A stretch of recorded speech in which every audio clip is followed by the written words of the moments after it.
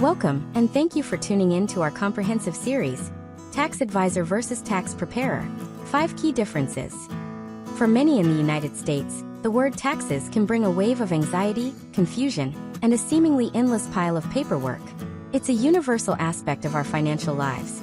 Yet the path to navigating it correctly is often unclear. In this journey to financial clarity, one of the most fundamental yet commonly misunderstood choices we face is whether to seek help from a tax preparer or a tax advisor. Before we dive deep into this topic, it is absolutely essential to state that the information provided throughout this series is for educational and informational purposes only.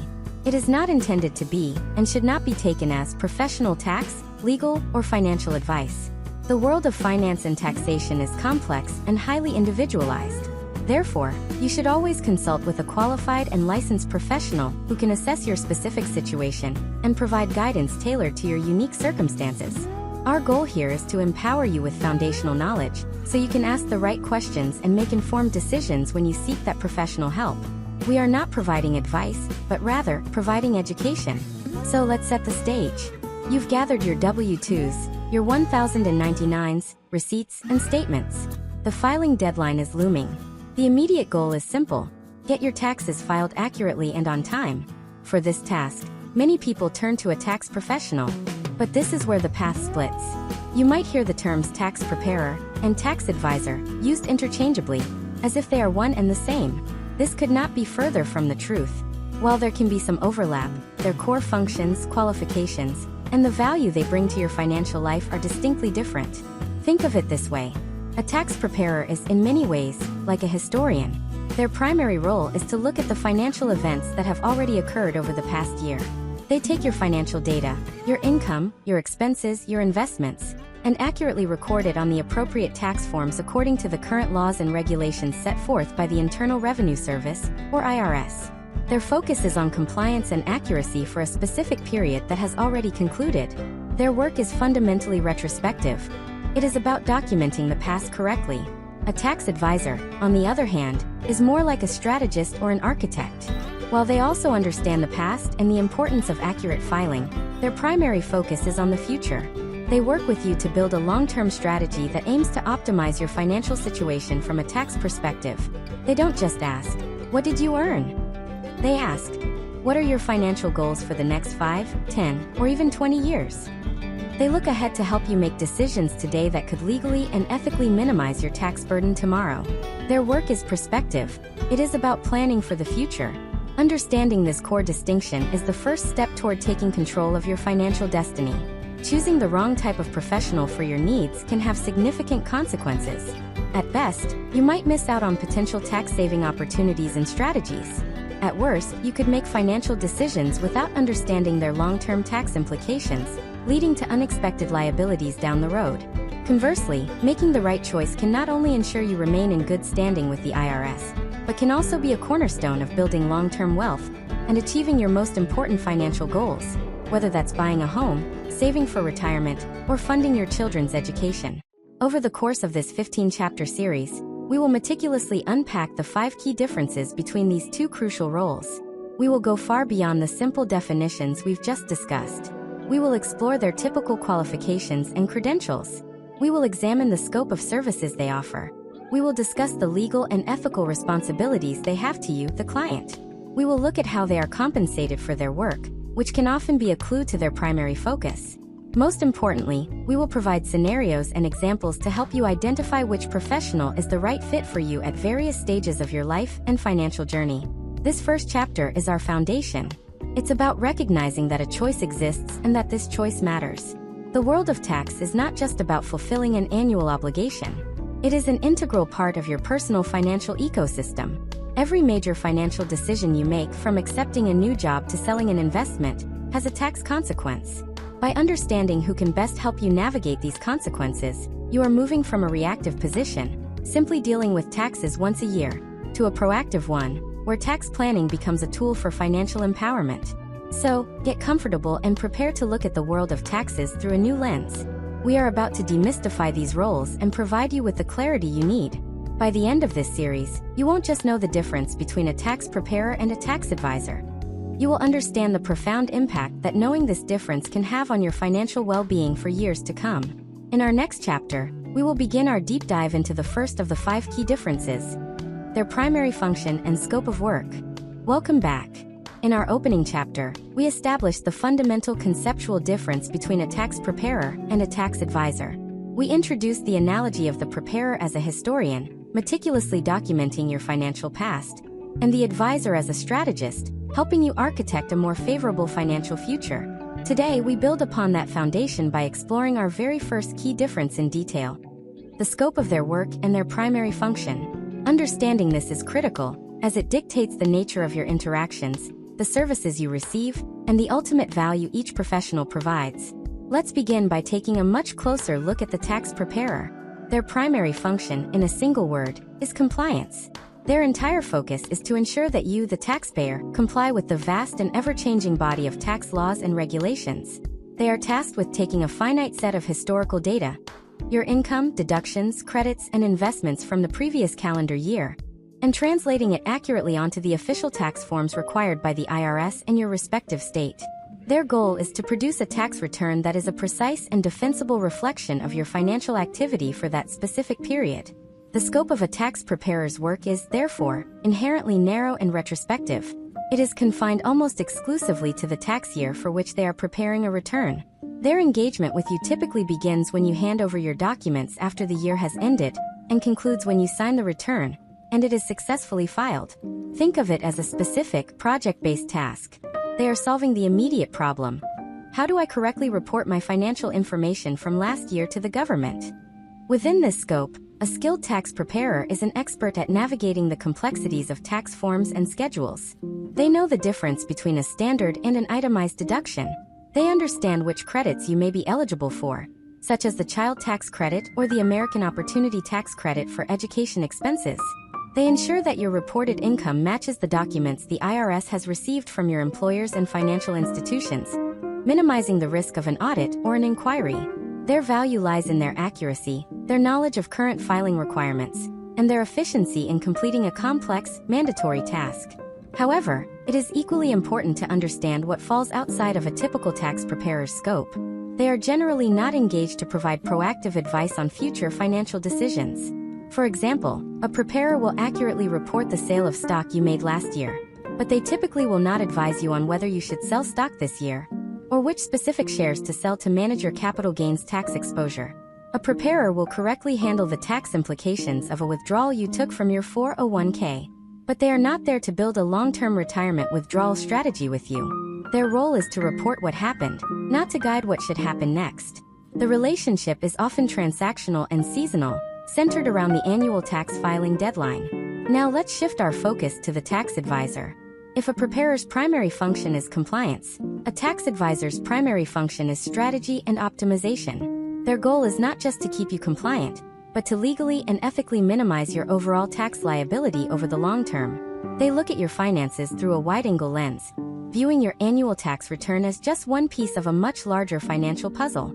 The scope of a tax advisor's work is, by necessity, broad, forward-looking, and continuous. Their engagement is not limited to a single tax year. Instead, they are concerned with the tax implications of your financial decisions over multiple years, and often over your entire lifetime. The relationship is not transactional, it is relational and ongoing. They are not just solving the problem of last year's taxes. They are helping you answer questions like, how can I structure my investments to be more tax efficient? Or what is the best way to save for my child's college education from a tax perspective? Or, I'm starting a business. Should it be an LLC, an S corporation, or a sole proprietorship, and why? A tax advisor's work involves proactive planning.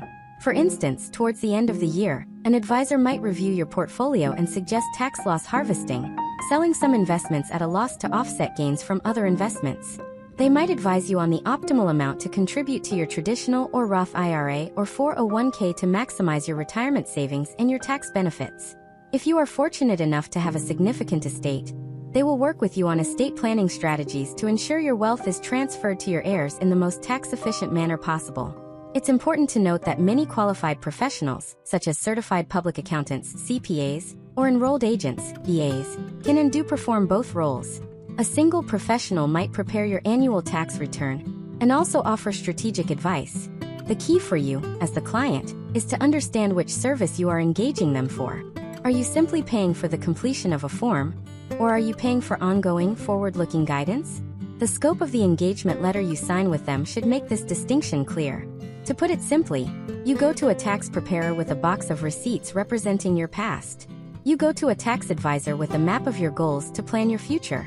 One is focused on accurately closing the books on a previous chapter, while the other is helping you write the chapters to come. As we conclude this chapter, remember that this information is designed to help you build a framework for understanding these roles. It is not a substitute for having a direct conversation with a professional about the scope of services they offer. In our next chapter, we will delve into the second key difference, which logically follows from this discussion: the credentials, qualifications, and legal standards that govern these professionals. Welcome back to our series, Tax Advisor versus Tax Preparer. In the last chapter, we drew a clear line between the two roles based on their scope and primary function, distinguishing the compliance-focused preparer from the strategy-focused advisor. Today, we explore our second key difference, which is arguably one of the most important for you as a consumer: the credentials, qualifications, and licensing behind the title. The letters, or lack thereof, after a professional's name are not just for show. They represent specific levels of education, rigorous testing, and accountability to regulatory bodies. Before we proceed, we must reiterate our essential disclaimer. This discussion is for educational purposes only and does not constitute professional advice. The information provided is a general overview of professional standards in the United States. You should always independently verify the credentials of any professional you consider hiring through official channels, such as the IRS website or state licensing boards. Our aim is to equip you with the knowledge to understand what you are looking for. Let's begin with the role of the tax preparer. It may surprise many of our listeners to learn that the barrier to entry for becoming a paid tax preparer can be remarkably low. In most states, there are no specific educational or testing requirements to begin preparing tax returns for compensation. A person can simply decide to open a tax preparation business. However, the IRS does have one absolute minimum requirement for anyone who prepares or assists in preparing federal tax returns for a fee. They must have a Preparer Tax Identification Number, or a PTIN. A PTIN is an 8-digit number that a paid preparer must sign and include on every return they file. It is crucial to understand what a PTIN is and what it is not. It is an identification and tracking number for the IRS. It is not a professional credential. Obtaining a PTIN does not require an examination and does not signify any level of expertise or knowledge of tax law. It is simply a registration. To encourage a higher standard of competence among non-credentialed preparers, the IRS offers a voluntary program called the Annual Filing Season Program, or AFSP. To receive an AFSP record of completion, a preparer must complete a certain number of hours of continuing education each year, including a basic competency test. While this is a step above having only a PTIN, it is still not considered a formal credential and does not grant the preparer the same practice rights as a fully licensed professional. Now let's move into the realm of credentialed professionals.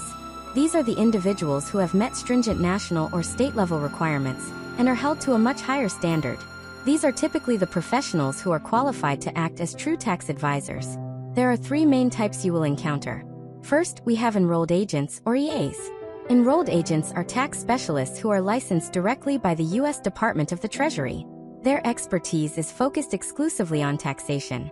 To become an EA, an individual must either pass a comprehensive 3-part examination administered by the IRS that covers all aspects of individual and business tax law, or they must have sufficient qualifying experience working for the IRS. Because they are licensed at the federal level, an EA can represent taxpayers in any state. They have what is known as unlimited practice rights before the IRS, meaning they can represent clients on any tax matter, including audits, collections, and appeals. Second on our list are certified public accountants, or CPAs. A CPA is an accountant who is licensed by their specific state's Board of Accountancy. The path to becoming a CPA is notoriously rigorous. It requires extensive education, typically 150 college credit hours, which is more than a standard bachelor's degree, as well as passing the formidable 4-part uniform CPA examination. Additionally, states require a certain amount of relevant work experience before granting the license.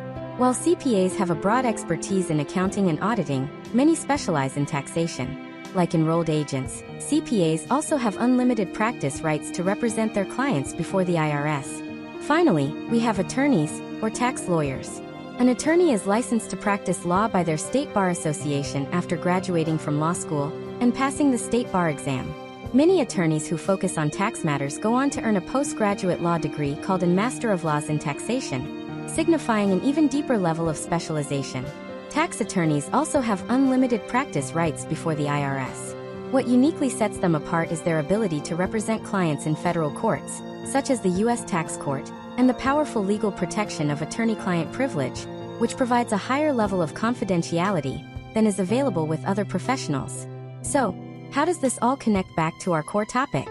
While anyone with a PTIN can be a tax preparer, the role of a tax advisor is almost always filled by one of these three credentialed professionals: an EA, a CPA, or a tax attorney. Their extensive training, mandatory continuing education, and accountability to their licensing boards are what equip them to provide strategic, forward-looking advice. They have proven their competence in a way a non-credentialed preparer has not. They are bound by strict ethical codes and face disciplinary action, including the loss of their license, if they fail to uphold them. In essence, a credential acts as a baseline guarantee of a professional's knowledge and their commitment to their field. When you are seeking simple, compliance-based tax preparation, an experienced preparer with an AFSB record may be sufficient.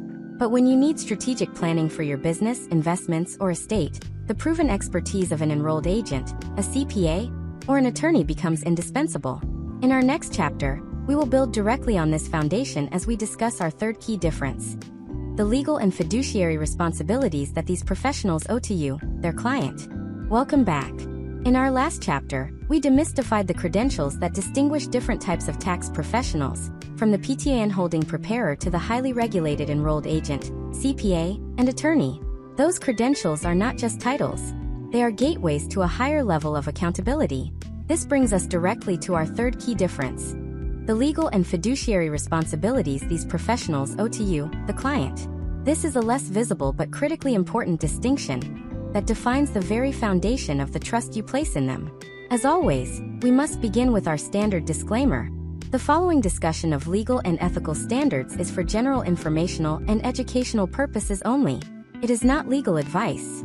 The specific duties a professional owes to you are governed by federal and state law, as well as the terms of your written engagement agreement. Our goal is to provide a conceptual understanding of these responsibilities, so you can be a more informed consumer of professional services. Let's start at the baseline.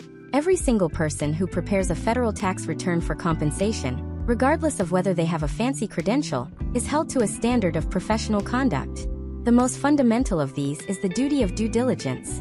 In simple terms, this means the preparer must take reasonable and appropriate steps to ensure the accuracy of the tax return they are preparing. They can't just blindly enter numbers you give them without question. For example, the IRS has specific due diligence requirements for preparers when their clients claim certain tax credits, like the Earned Income Tax Credit. The preparer must ask specific questions and document the client's answers to confirm their eligibility. They are legally obligated to make a reasonable inquiry. A preparer who fails to meet this standard of care can face significant penalties from the IRS. So, at a minimum, any paid preparer you work with has a legal responsibility to be careful and thorough in their work. However, when you work with a credentialed professional, an enrolled agent, a CPA, or an attorney, you step into a world with a much stricter and more comprehensive code of conduct. These professionals are governed by a set of regulations from the U.S. Treasury Department, known as Circular 230. Think of Circular 230 as the official rulebook for practicing before the IRS. It outlines a detailed set of duties that go far beyond the basic due diligence standard. For instance, under Circular 230, these credentialed professionals have a duty of competence. They must have the necessary knowledge and skill to handle your tax matters effectively. They also have a duty to promptly inform you if they become aware of an error or omission on one of your past tax returns, and to advise you of the potential consequences. They are prohibited from having conflicts of interest that could compromise their service to you. And they must return your records to you promptly if you request them. Violating the rules of Circular 230 can lead to severe consequences for the professional, including monetary fines, censure, and even the suspension or revocation of their license to practice before the IRS. This brings us to the highest level of professional responsibility, a concept known as fiduciary duty. This is a term you will hear most often in the context of tax advisors, who also provide comprehensive financial planning or investment advice.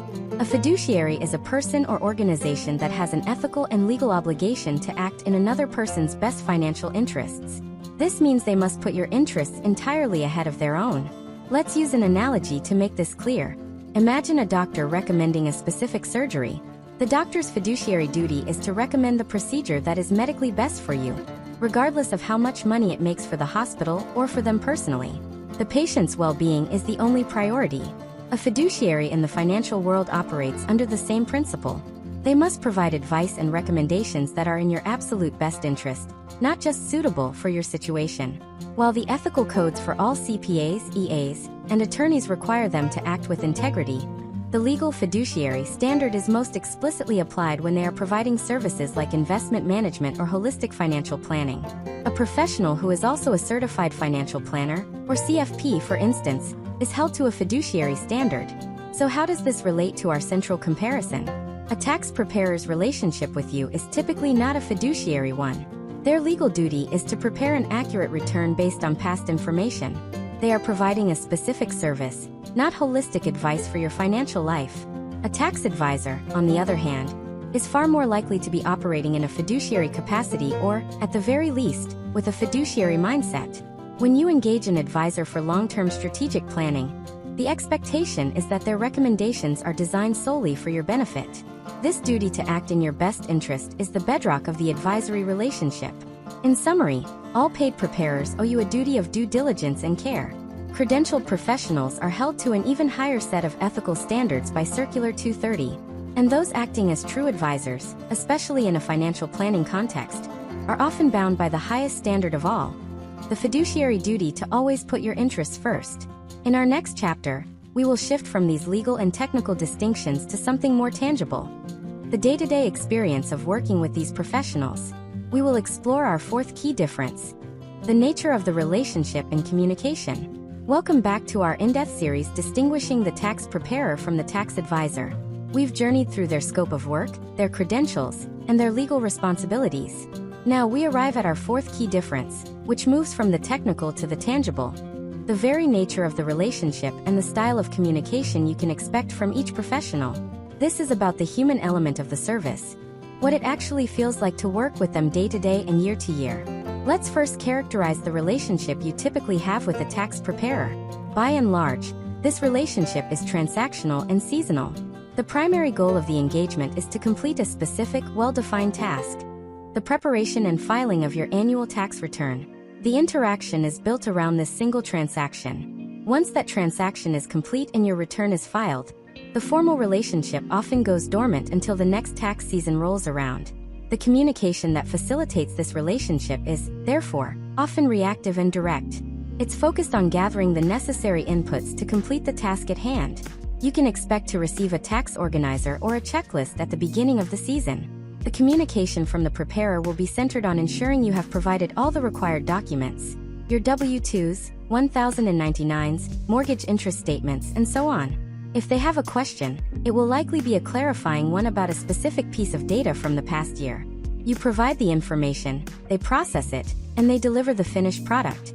Think of it like hiring a contractor to paint a room in your house. You discuss the scope of the project up front: the room, the color, the timeline. They communicate with you to get the key to the house, and to confirm the paint choice. They perform the work, you inspect it, and you pay the invoice. The project is complete. You wouldn't typically expect that painter to call you 6 months later to proactively discuss color trends for the rest of your home. The relationship was built to accomplish one task, and it was successful. Now let's contrast this with the relationship you would build with a tax advisor. This relationship is designed to be relational and proactive. It is not a one-time transaction but an ongoing partnership. The tax return itself is just one component of a much broader, continuous dialogue about your financial life. The goal is not simply to document the past, but to actively shape a better future. The communication with a tax advisor is, therefore, strategic and collaborative. While they will certainly need your historical data to file your taxes, their questions will often be open-ended and forward-looking. They will want to understand your goals, your concerns, and your plans. The dialogue is not confined to the months of January through April. A true advisor engages with you year-round. You might hear from them in the fall to discuss year-end tax planning strategies. They may send you an email in the summer when a new tax law is passed, explaining how it might impact you. The onboarding process with an advisor is fundamentally different. It's less like getting a checklist, and more like having a deep diagnostic conversation. They'll ask about more than just your income. They'll want to know about your family, your career aspirations, your plans for retirement, and your comfort level with investment risk. They need this holistic view because their advice about one area of your finances will inevitably affect another. Let's return to our house analogy. The tax advisor isn't the painter you hire for one room. They are the architect you partner with to design the entire house. They need to know how your family lives, what your future needs might be, and what your overall vision is. They are in communication with you from the initial blueprint to the final construction, and they remain a resource even after you've moved in. To make this even more concrete, consider a common scenario. You are thinking about selling a rental property. If you work with a tax preparer, you would likely conduct the sale and then months later, bring the closing documents to them during tax season. They would then reactively and correctly calculate the capital gains tax you owe. If you work with a tax advisor, you would call them before you even list the property. The advisor would proactively discuss the timing of the sale, potential strategies to defer the tax, like a 1031 exchange, and how this decision fits into your overall financial plan. One is reporting history, the other is helping you make it. In conclusion, the relationship with a preparer is defined by a seasonal, task-oriented communication cadence. The relationship with an advisor is defined by year-round, proactive communication aimed at achieving your long-term goals. Understanding this difference in relationship dynamics is key to aligning your expectations with the services you need. In our next chapter, we will discuss our fifth and final key difference: the compensation models and how the way a professional is paid often reflects the very nature of their role. Welcome back. Over the past several chapters, we have constructed a detailed framework for understanding the distinctions between tax preparers and tax advisors. We've explored their scope of work, their credentials, their legal duties, and the nature of the relationships they build with clients. We now arrive at our fifth and final key difference, which often ties all the others together: the compensation model. Following the money trail, understanding how a professional is paid is one of the clearest ways to understand the value they are providing and the role they intend to play in your financial life. As we delve into this topic, please remember that the following descriptions are general overviews. Fee structures can vary widely between firms and individual practitioners. This information is for educational purposes to help you understand common compensation methods, and is not a quote or guarantee of service costs. Before engaging any professional, you should always request a clear, written engagement letter that explicitly details all fees and the specific services you will receive in return. Let's begin with the most straightforward model, which belongs to the tax preparer. The vast majority of tax preparers are compensated on a fee-for-service basis, most often a flat fee per tax return. This model is simple, transparent, and directly reflects the transactional nature of their work. The fee you pay is for a clearly defined deliverable: a completed and accurately filed tax return. This fee is typically not random. It's usually determined by the complexity of your return. A simple return, perhaps consisting of a single W-2 and the standard deduction, will have a lower fee. As complexity increases, so does the price. Adding a Schedule C for a small business, a Schedule D for investment transactions, or a Schedule E for rental income will each add to the final cost. You are paying for the preparer's time, expertise, and the software required to handle these additional forms and calculations correctly. The payment is a one-time charge for a one-time annual project. This compensation model perfectly aligns with the preparer's role as a compliance specialist. Their value is directly tied to the successful completion of a specific task. Now let's turn our attention to the more varied world of tax advisor compensation. Because their work is relational and ongoing, their fee structures are designed to reflect a long-term partnership rather than a single transaction. One common model is an hourly rate. Just as you might pay an attorney for their time, you can engage a tax advisor on an hourly basis. This is often used for specific consulting projects, such as seeking advice on the tax implications of a complex business transaction, researching a niche tax issue, or for representation during an IRS audit. You are paying for direct access to their specialized expertise for a specific amount of time. A more prevalent model for ongoing advisory services is the flat retainer fee. With this structure, you pay a fixed fee on a recurring basis. Disclaimer. This video is for informational and educational purposes only and should not be considered professional legal, financial, or tax advice. I am not a certified public accountant, CPA, or a tax attorney. You should consult with a qualified professional for advice tailored to your individual situation. Tax laws are complex and subject to change. The creator of this video or the channel will not be held liable for any actions taken based on the information provided. Perhaps quarterly or annually, for continuous access to the advisor. This fee doesn't just cover the preparation of your annual tax return. It covers the proactive planning that happens throughout the year. It pays for the year-end strategy meetings, the phone calls to discuss life events like a marriage or the birth of a child, and the peace of mind that comes from knowing you have a dedicated expert monitoring your financial situation from a tax perspective. This retainer model is the financial embodiment of a proactive, relational engagement. For tax advisors who also provide investment management services, you will often encounter an assets under management, or AUM, fee model. In this arrangement, the advisor's fee is a calculated percentage of the total investment assets they manage on your behalf. For example, an advisor might charge 1% per year on the portfolio they manage. This fee covers both the investment management itself and, crucially, the integrated tax strategy that comes with it. Their goal is to grow your assets in the most tax-efficient way possible, a concept known as tax alpha. The AUM model creates a deep alignment, as the advisor's compensation grows only as your assets grow.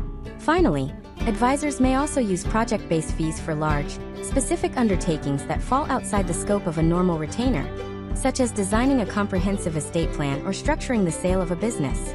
In essence, the preparer's fee per return model says, "I am being paid to complete this task for you."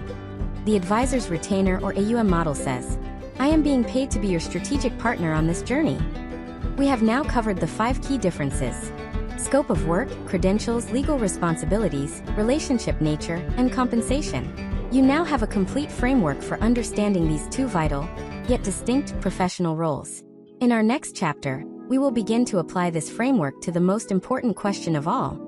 Which one is right for you?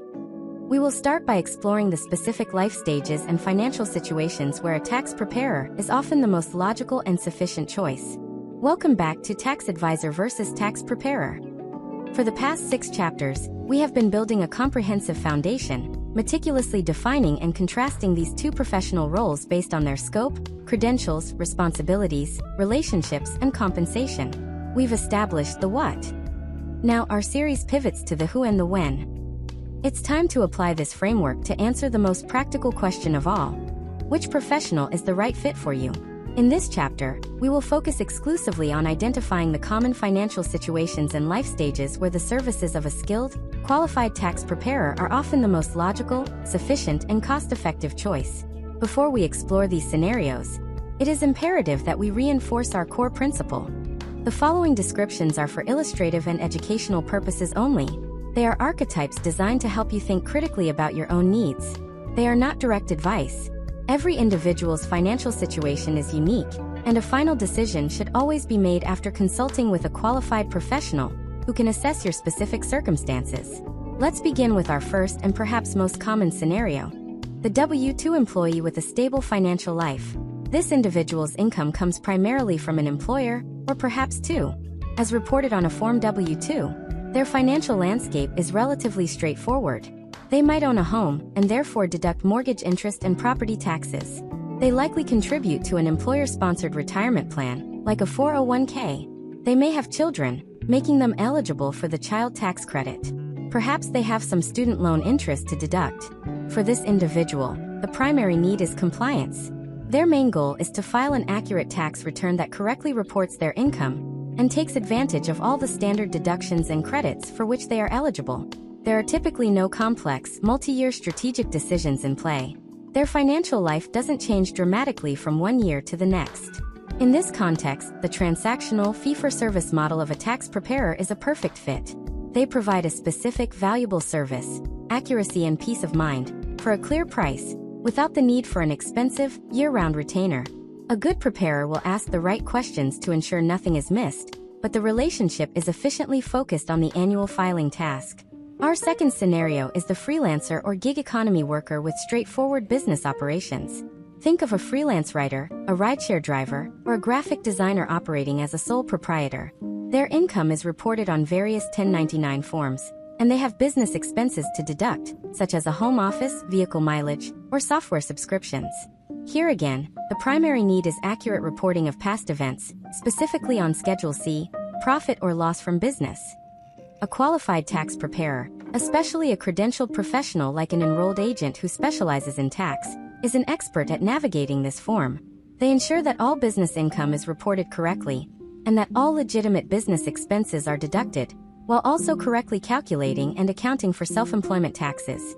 As long as this individual's business is not facing complex strategic questions, such as whether to incorporate, how to set up employee payroll, or planning for major capital expenditures, the compliance-focused work of a tax preparer is precisely what is needed to stay on the right side of the IRS. Our third illustrative scenario is the retiree with standard, established streams of income.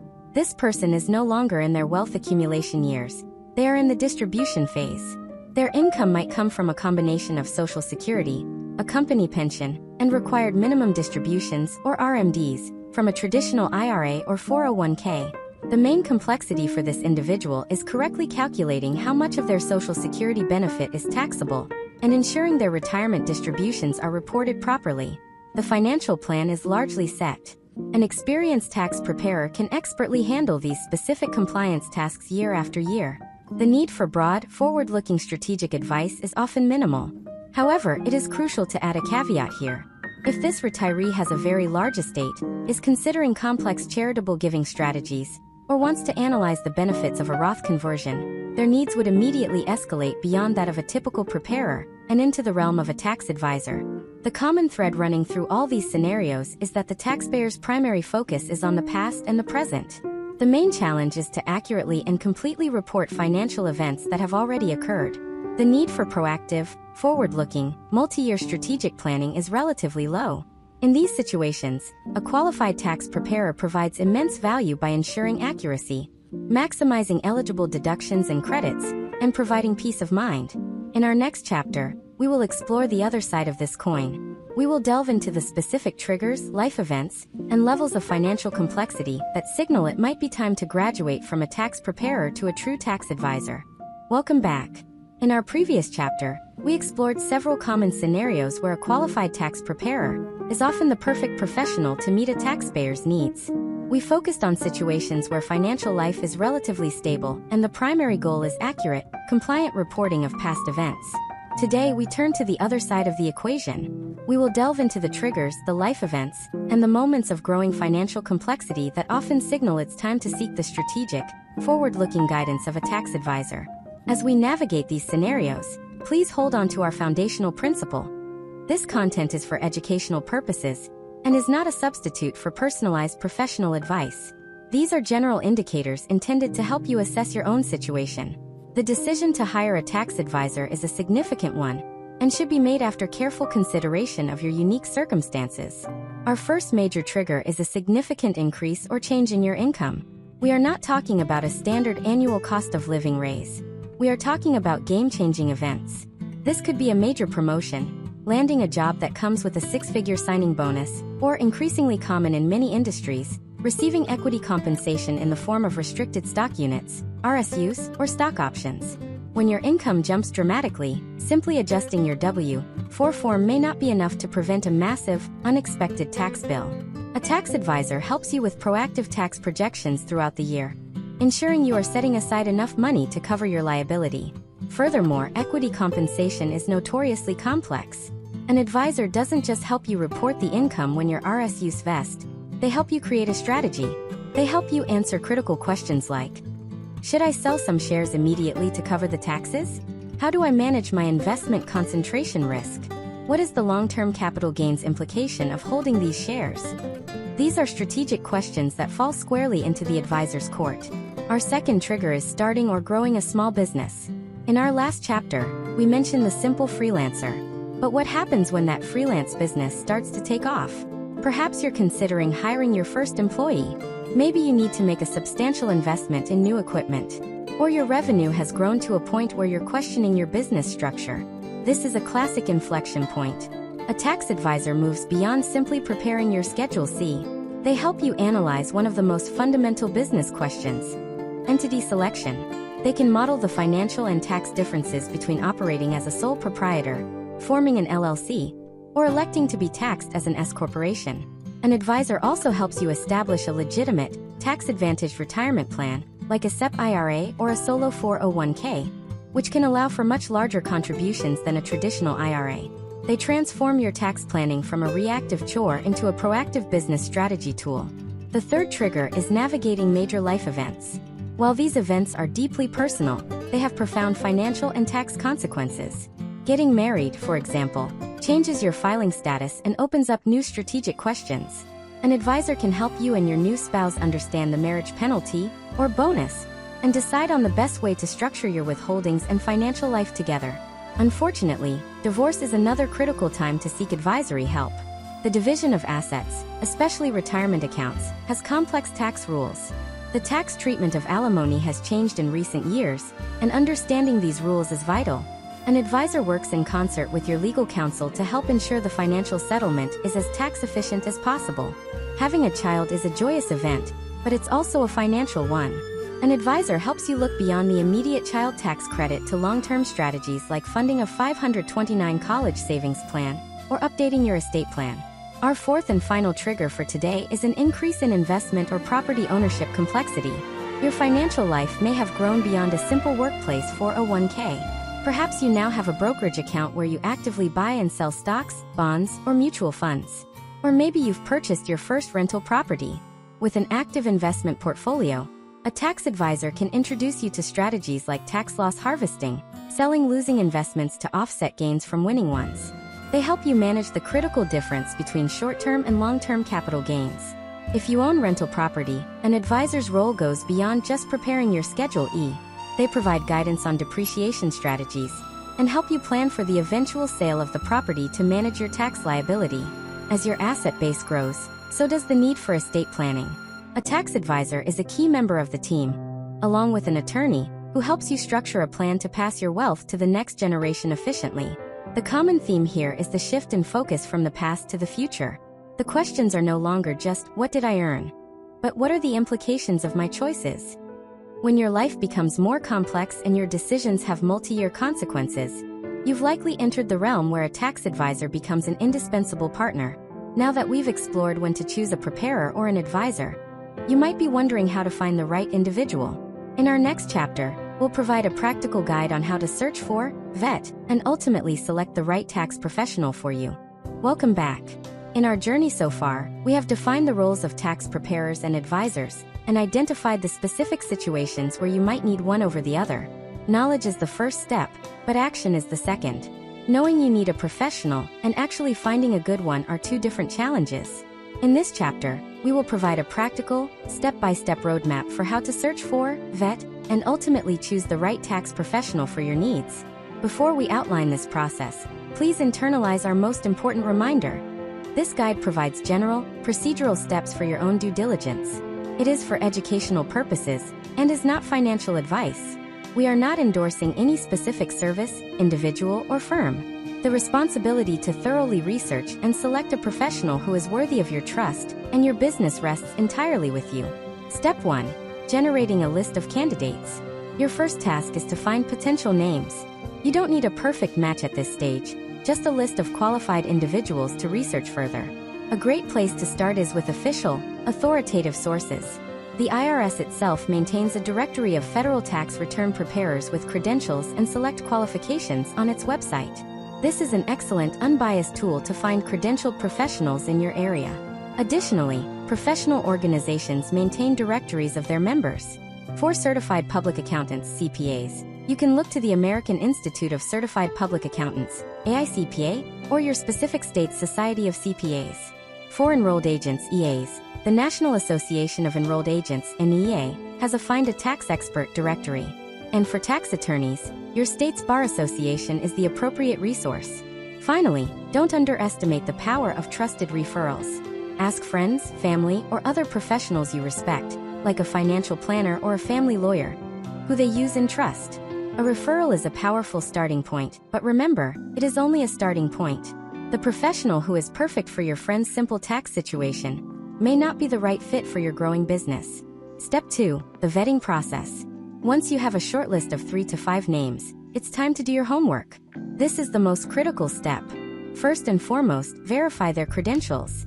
For a CPA, go to your state's Board of Accountancy website. For an attorney, check your state's bar association. For an enrolled agent, you can confirm their status with the IRS. You must confirm that their license or credential is active and in good standing. These same websites will often have a public record of any disciplinary actions taken against the professional, which is something you absolutely want to know. For any preparer you consider, you should also ensure they have a valid Preparer Tax Identification Number, or PTIN, which is required by the IRS. A quick online search for the professional's name and firm can also be revealing. Look for reviews, articles they may have published, or a professional profile on a site like LinkedIn to get a better sense of their experience and areas of focus. Step 3. The interview. You are not just a patient. You are a potential client hiring someone for a critical job. You have the right to interview them. Most professionals offer a brief, often complimentary, initial consultation. This is your opportunity to ask questions and assess the fit. Here are some key questions you might consider asking. First, what are your credentials and how long have you been practicing? Second, do you have a specialty?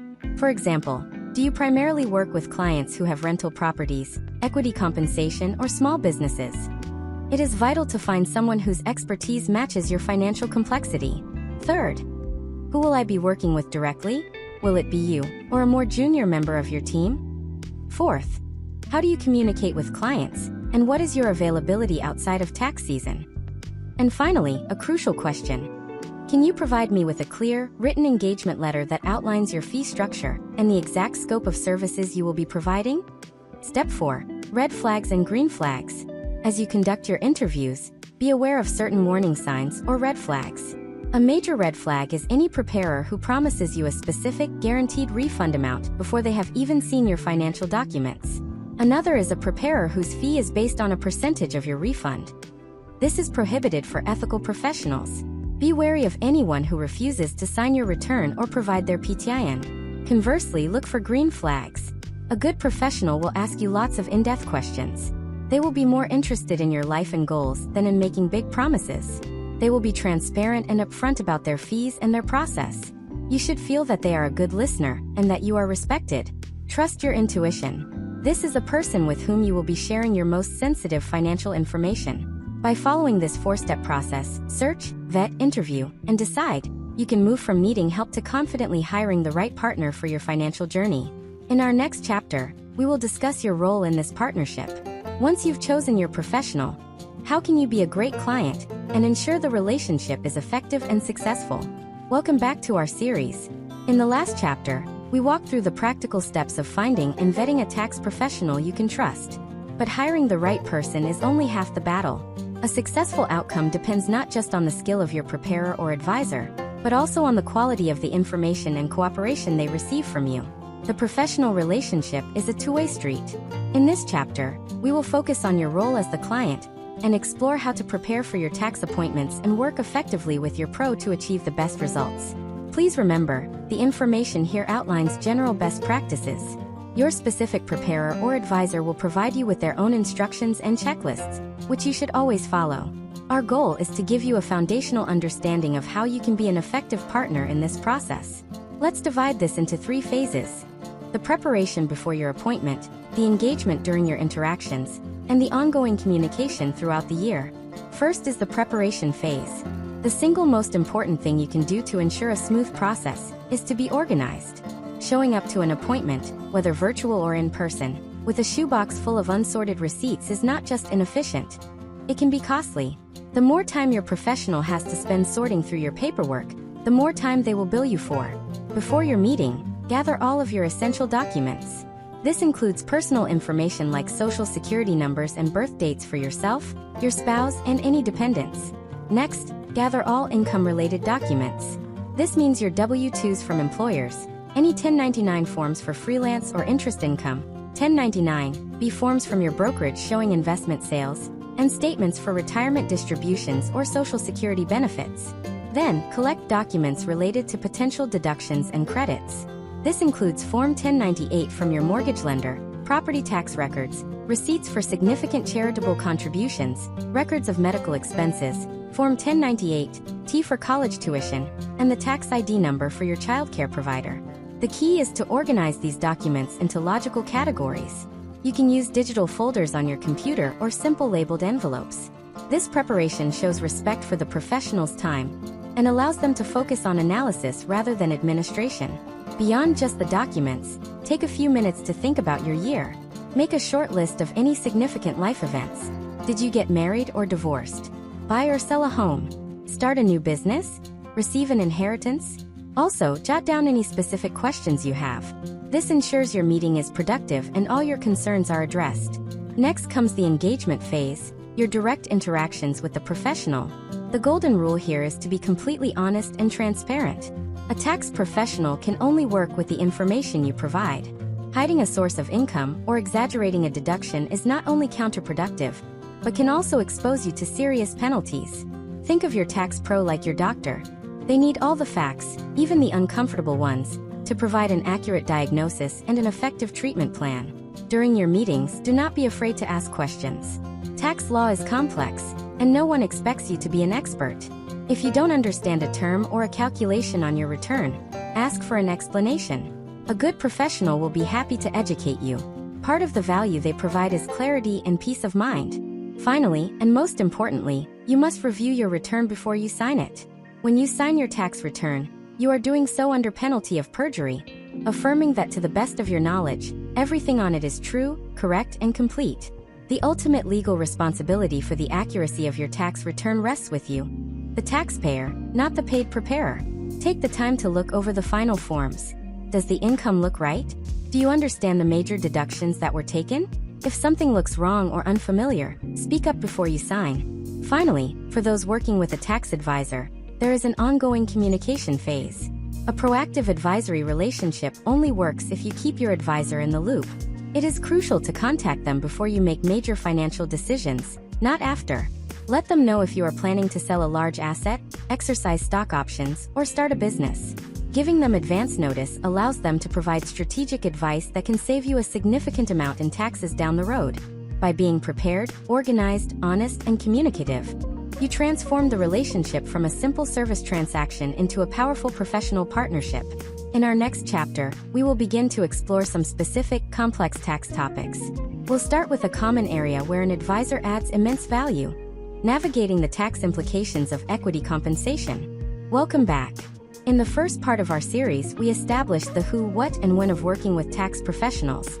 We now pivot to the why, by exploring specific, complex financial topics where a true tax advisor demonstrates their strategic value. We begin today with one of the most common and widely misunderstood forms of compensation in modern America: equity compensation. Before we enter this complex world, our most important disclaimer is in order. The following information is a simplified, high-level overview for educational purposes only. It is not and should not be considered tax or investment advice. The rules governing equity compensation are incredibly complex and can vary significantly based on your company's specific plan and your personal financial situation. To make informed decisions, it is absolutely essential that you consult with a qualified tax advisor and a financial planner who can analyze your specific grants and circumstances. Let's start with the most prevalent form of equity compensation today: restricted stock units, or RSUs. In simple terms, an RSU is a promise from your employer to give you a specific number of shares of company stock at a future date, as long as you meet certain conditions. Typically, this condition is simply remaining an employee for a set period. This process of meeting the conditions and receiving the shares is called vesting. The moment of vesting is the single most important event for you to understand from a tax perspective. The instant your RSUs vest, the total fair market value of those shares is considered ordinary income to you. It's as if your employer handed you a cash bonus for that exact amount. This income is subject to all the usual taxes: federal, state, local, Social Security, and Medicare. You might wonder, how do I pay the tax if I only received stock, not cash? Most companies handle this through a process called sell to cover. The moment your shares vest, the company's brokerage firm will automatically sell a portion of those shares on your behalf and remit the cash proceeds to the government to cover the estimated tax withholding. While this is convenient, It's critical to know that this default withholding rate may not be high enough to cover your actual total tax liability, especially if you are a high-income earner. This potential shortfall is a primary reason people get a surprise tax bill, and a key area where an advisor helps with tax projections. After your shares have vested and the taxes have been withheld, the remaining shares are deposited into your brokerage account. They are now yours, just like any other stock you might have purchased. Your cost basis in these shares, the price you acquired them for tax purposes, is the market value on the day they vested. If you decide to sell these shares in the future, you will have a capital gain or loss, calculated based on the difference between the sale price and that cost basis. Now let's briefly touch on stock options. While less common than they once were, they are still a powerful tool. Unlike an RSU, where you are given the stock, an option gives you the right to buy company stock at a predetermined price, often called the strike price or grant price. The idea is that if the stock's market price rises above your strike price, you can buy it at a discount. There are two main types. Non-qualified stock options, NSOs, are the most straightforward. When you exercise your option, that is, you buy the shares at your strike price, the difference between the lower strike price and the current, higher market value is immediately taxed as ordinary income. The other type, incentive stock options, ISOs, are more complex but can offer a significant tax advantage.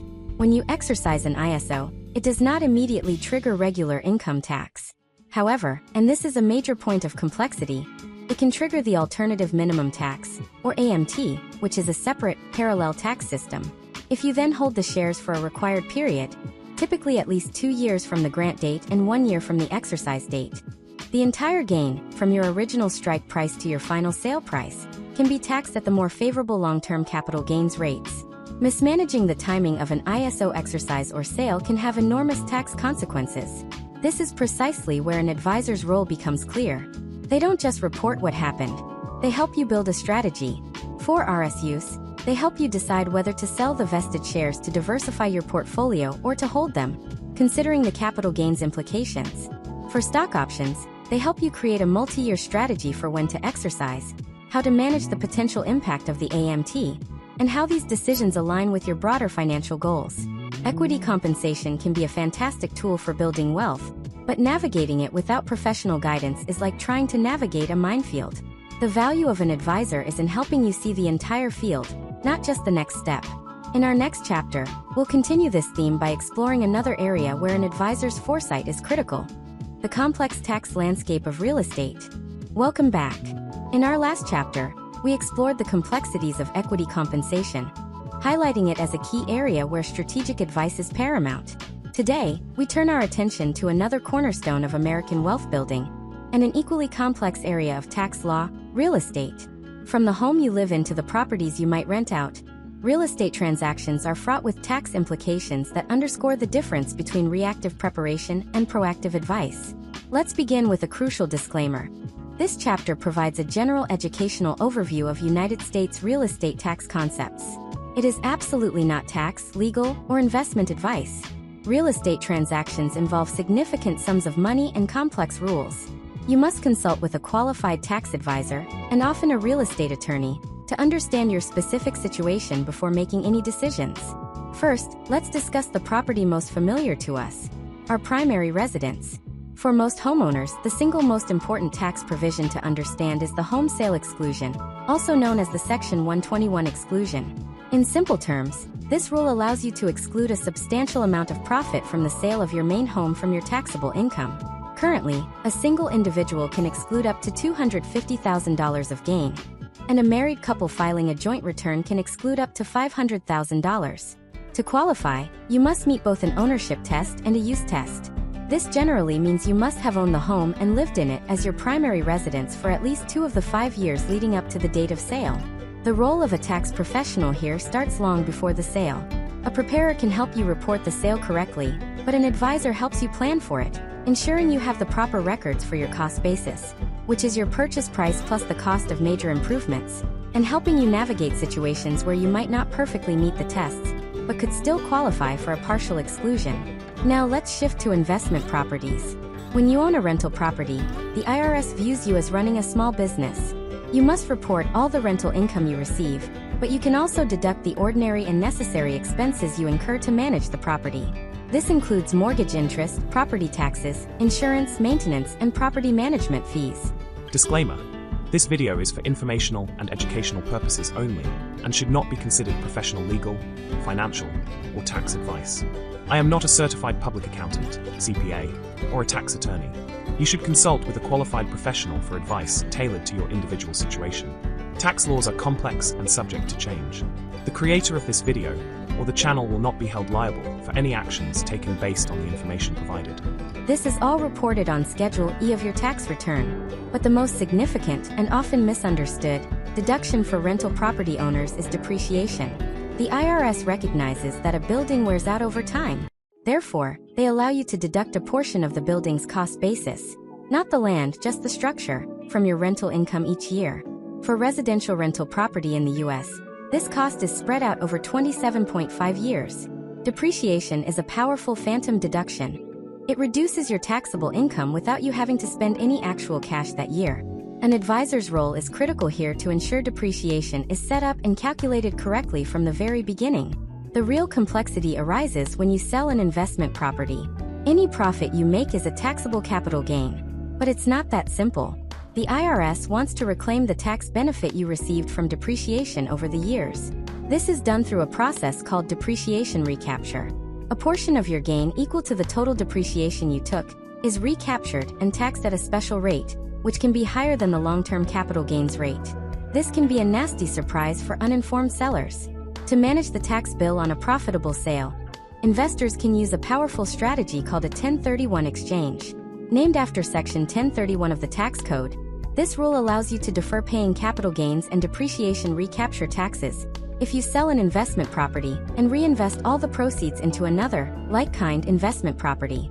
This allows an investor to grow their real estate portfolio without having the growth eroded by taxes at every transaction. However, 1031 exchanges are extremely complex, with very strict deadlines, such as identifying a replacement property within 45 days and closing on it within 180 days.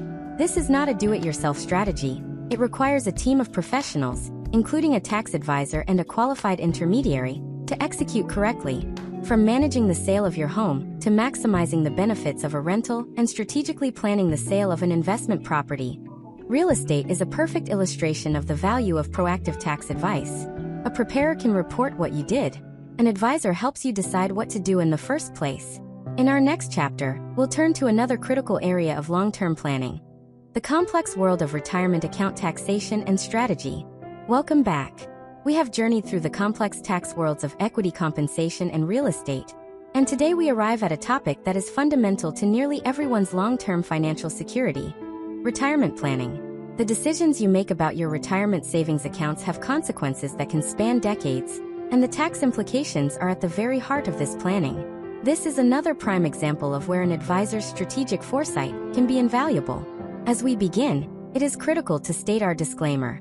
This chapter provides a general overview of U.S. retirement account tax rules for educational purposes only. It is not financial, investment, or tax advice.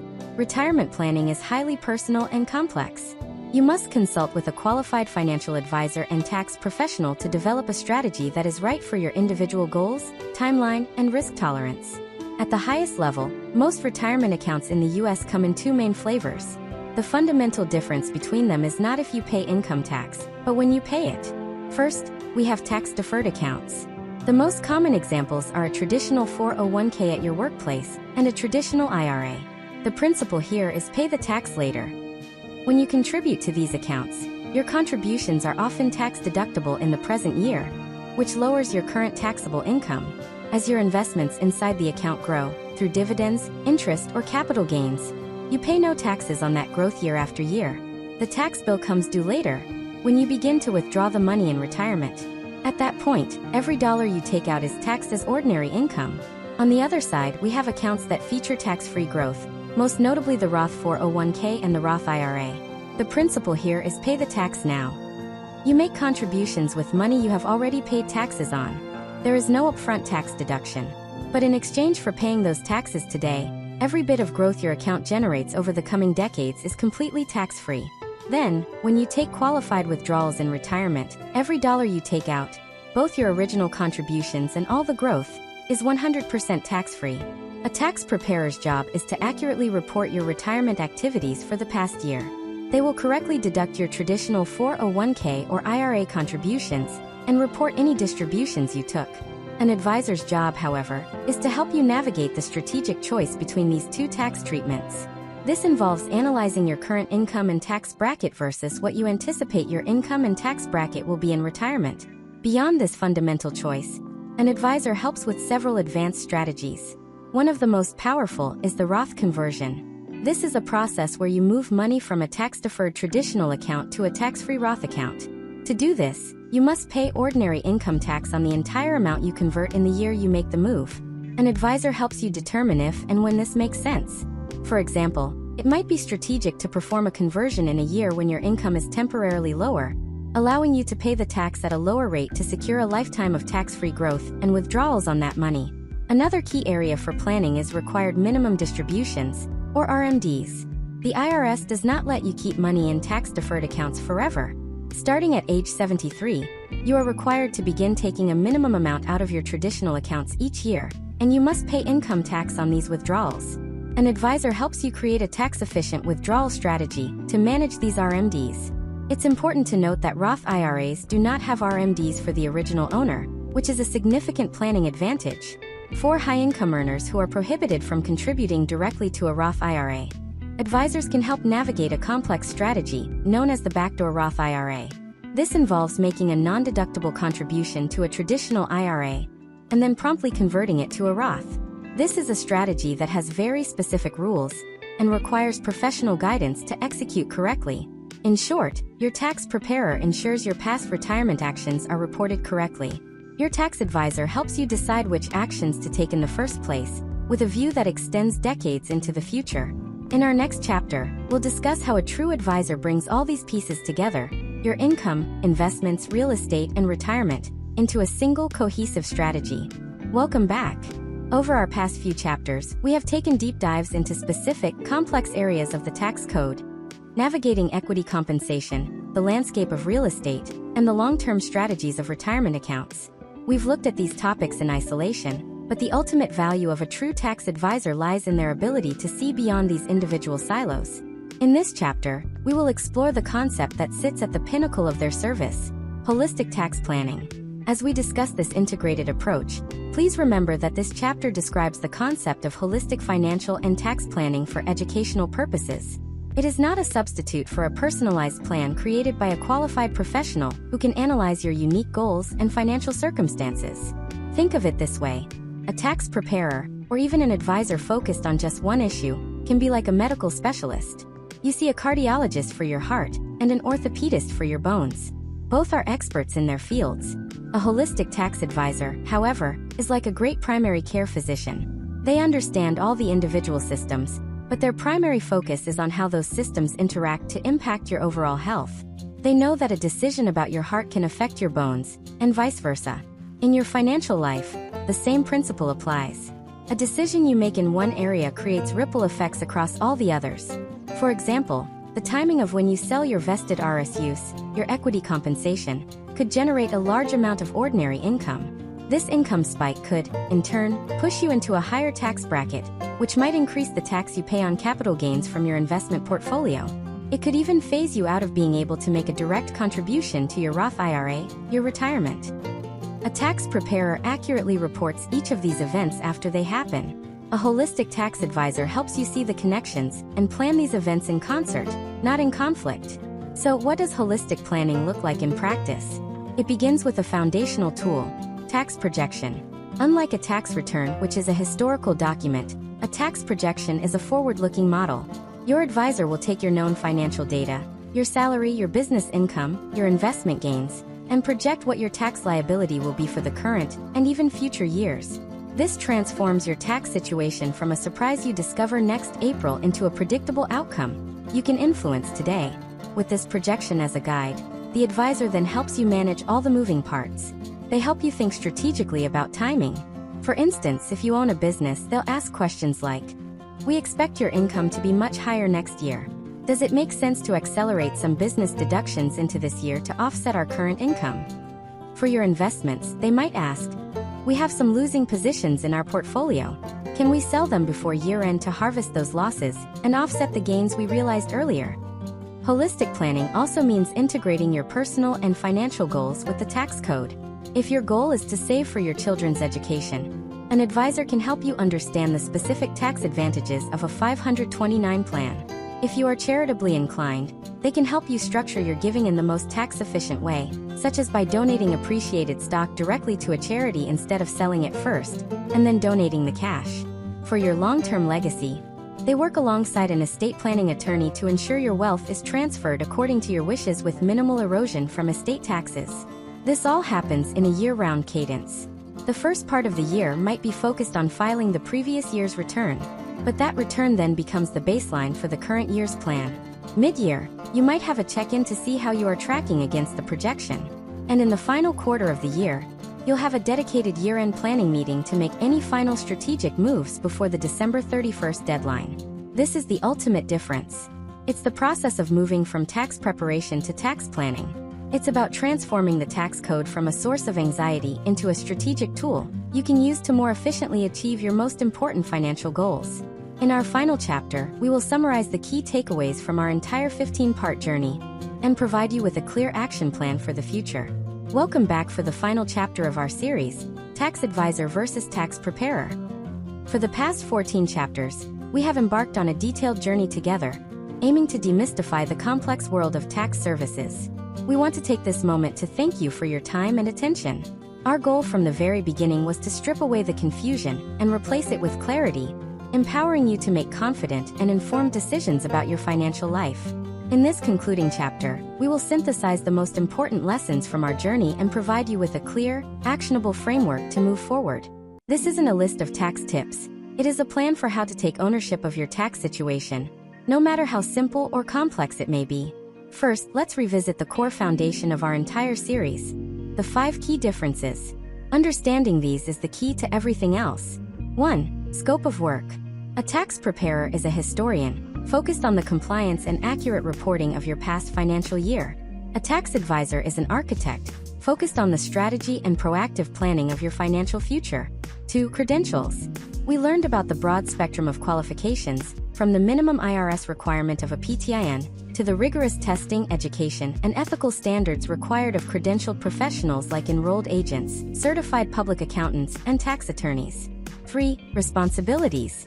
We distinguish between the preparer's duty of due diligence and the higher standards of conduct outlined in Treasury Department Circular 230, which governs credentialed professionals, often leading to a fiduciary mindset of always putting the client's best interests first. 4. The relationship. The nature of your engagement with a preparer is typically transactional and seasonal, centered on an annual task. In contrast, the relationship with an advisor is relational and year-round, built on an ongoing partnership. And 5. Compensation. These relationships are reflected in how they are paid. A fee-per-return model for the preparer's defined task versus a retainer, hourly, or assets under management model for the advisor's continuous strategic guidance. With these 5 distinctions firmly in mind, you can now answer the central question for yourself. Is my primary need to accurately report the past, or is it to strategically plan for the future? As your financial life grows in complexity, through equity compensation, real estate, a growing business, or significant life events, you will likely feel a natural shift from the first category to the second. So what is your action plan? What are the concrete steps you can take starting today to take control of your tax life? Step 1 is to assess your complexity. Take an honest inventory of your financial situation. Are you a W-2 employee whose finances are stable and predictable? Or are you juggling multiple streams of income, managing investments, and planning for major goals? Use the scenarios we discussed in chapters 7 and 8 as a guide to place yourself on the spectrum. This self-assessment is the critical first step in understanding your own needs. Step 2 is to get organized. This is the single most powerful action you can take, regardless of who you hire or if you do your taxes yourself.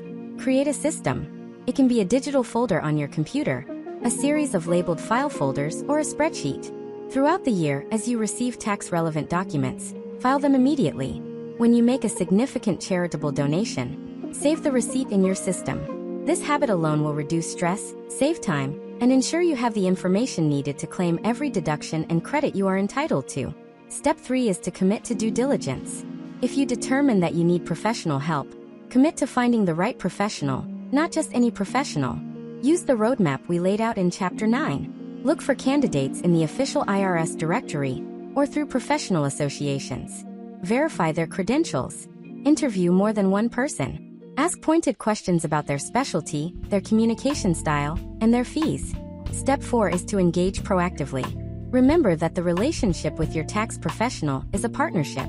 Fulfill your role as an engaged client, as we discussed in Chapter 10. Be organized, be honest, and provide information in a timely manner.